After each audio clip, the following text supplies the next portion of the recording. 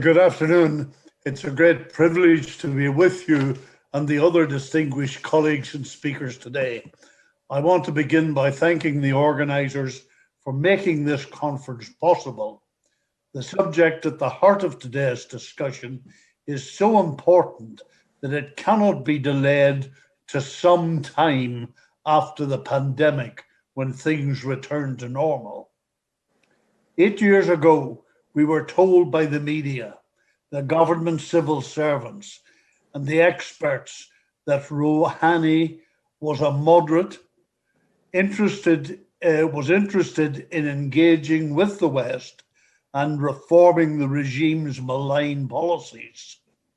If the West reached out, respected Iran's interests, and rewarded its leaders with incentives, Tehran was showered with incentives that culminated in the sanctions relief and the lifting of international embargoes under the 2015 nuclear deal.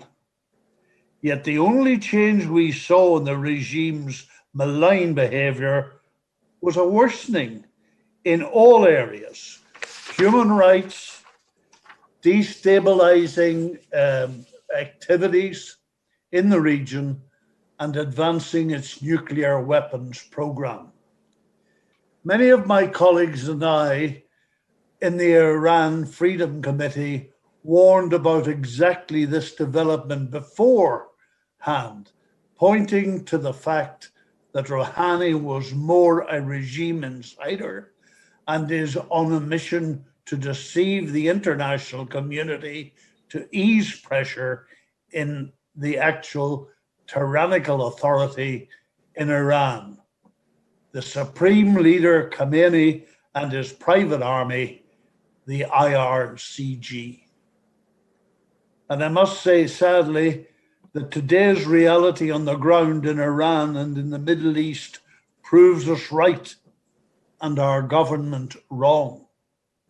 The sad reality is that the FCO's, the Foreign and Commonwealth Office's elusive belief on the emergence of a reformist, moderate faction from within the current theocratic dictatorship has paralyzed successive United Kingdom governments, regardless of which party, and stopped the UK from adopting an effective, successful policy on Iran.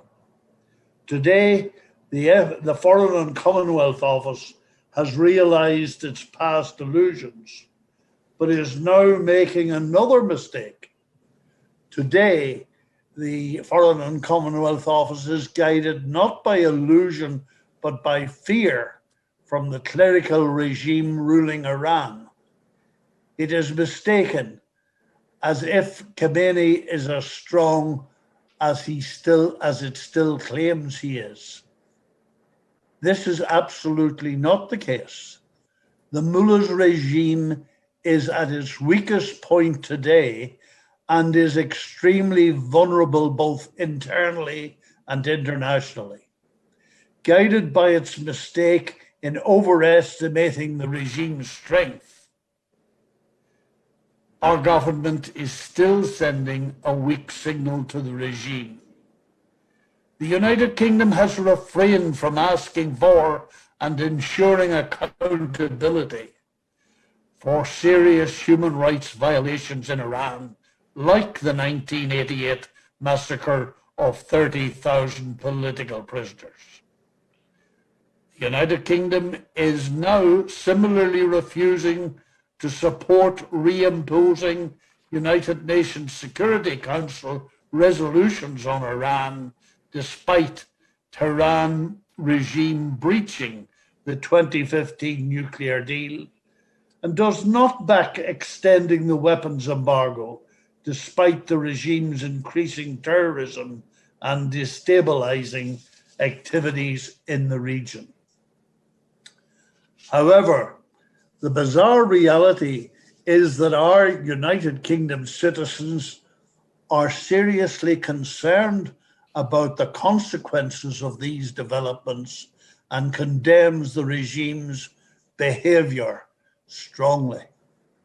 Yet ironically, our United Kingdom government is not able to act on its concerns other than doubling down on the shameful and weak appeasement policy, effectively allowing Tehran to ignore the United Kingdom's policy on Iran hostages and in my view, more or less dictate the UK's Iran policy.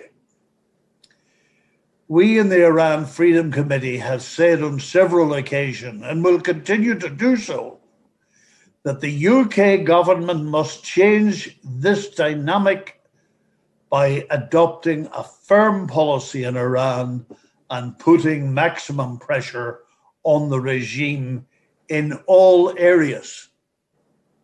During the recent nationwide protest in Iran, one of the popular slogans chanted by protesters was quite simply, "Hardliners, the game is over."